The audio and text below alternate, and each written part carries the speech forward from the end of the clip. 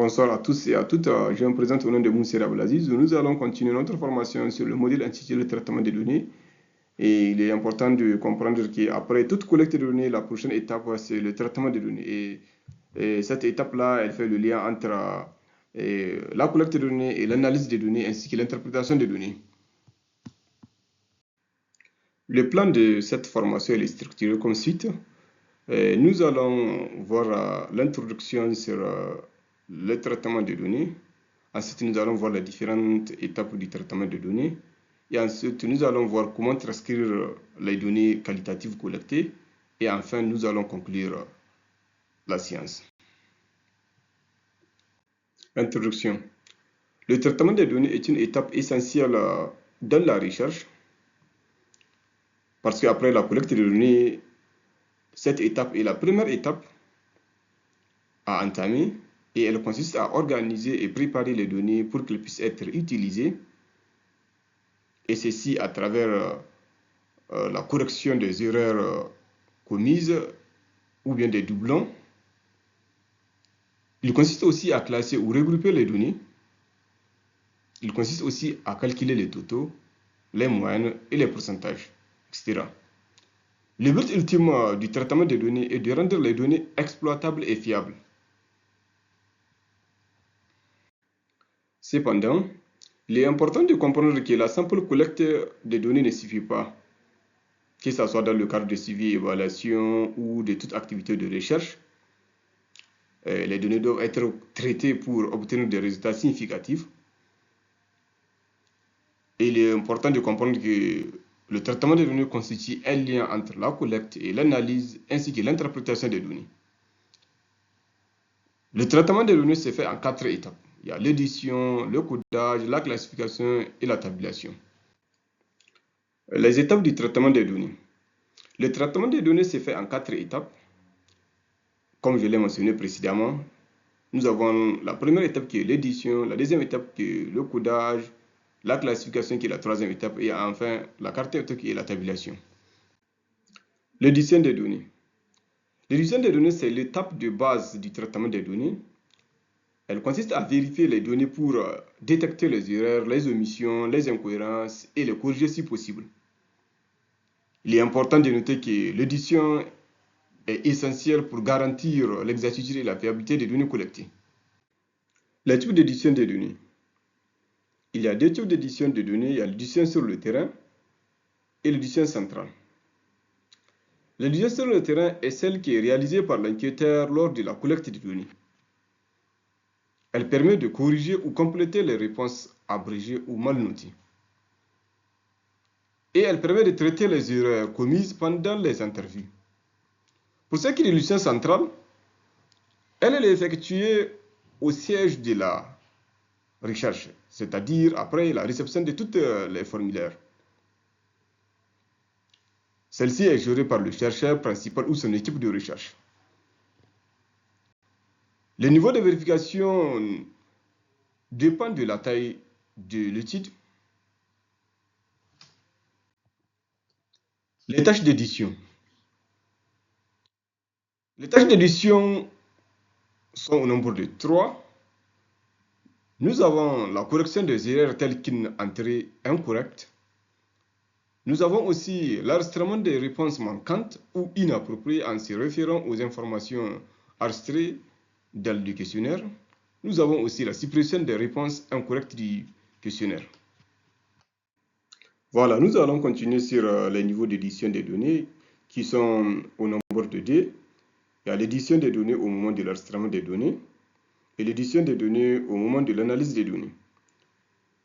La première, elle consiste à vérifier si les filtres concordent ou si les données sont incohérentes. Elle consiste aussi à vérifier si les valeurs manquantes ont été définies de manière standardisée pour toutes les questions de recherche. Elle consiste aussi à vérifier si les descriptions des variables ont été spécifiées. Pour ce qui est de l'édition des données au moment de l'analyse des données, cette type d'édition des données joue un rôle important avant de commencer l'analyse. Elle garantit que les données sont complètes sous tous les aspects pour une analyse plus approfondie. Les principes d'une bonne édition des données. Pour une bonne édition des données, le principe de 3C doit être respectées: l'exactitude, la complétude et la cohérence. L'exactitude, elle consiste à vérifier non seulement les omissions, mais aussi la justesse de chaque réponse. Pour ce qui est de complétude, elle consiste à s'assurer que toutes les questions du formulaire sont entièrement remplies. La cohérence consiste à maintenir une uniformité dans l'enregistrement des données tout au long du document. Après l'étape de l'édition des données, la deuxième étape consiste à coder les données collectées, et le codage consiste à attribuer des codes à travers les nombres, lettres ou symboles aux réponses afin de faciliter leur analyse. Il est important de comprendre que le codage permet de réduire la taille des données, de gagner du temps, il permet aussi de réduire l'espace, de simplifier l'analyse statistique. Nous avons trois types de codage des données. Nous avons le codage chiffré, le codage alphabétique et le codage zéro. Mais dans le cadre de cette formation, nous allons utiliser le codage chiffré et le codage alphabétique qui sont les plus utilisés par les chercheurs, les professionnels, les agents de suivi et évaluation. Le codage chiffré consiste à attribuer des chiffres, souvent 0, 1, 2, 3, etc., à des réponses qualitatives pour faciliter leur saisie et leur analyse statistique. Nous avons l'exemple le chiffre 1 qui peut représenter oui et 0 représenter non. Il est important de comprendre que le codage est très utile pour les analyses automatiques à travers le logiciel Excel, SPSS et le logiciel R. Quant au codage alphabétique, il consiste à utiliser des lettres ou des abréviations pour désigner les réponses.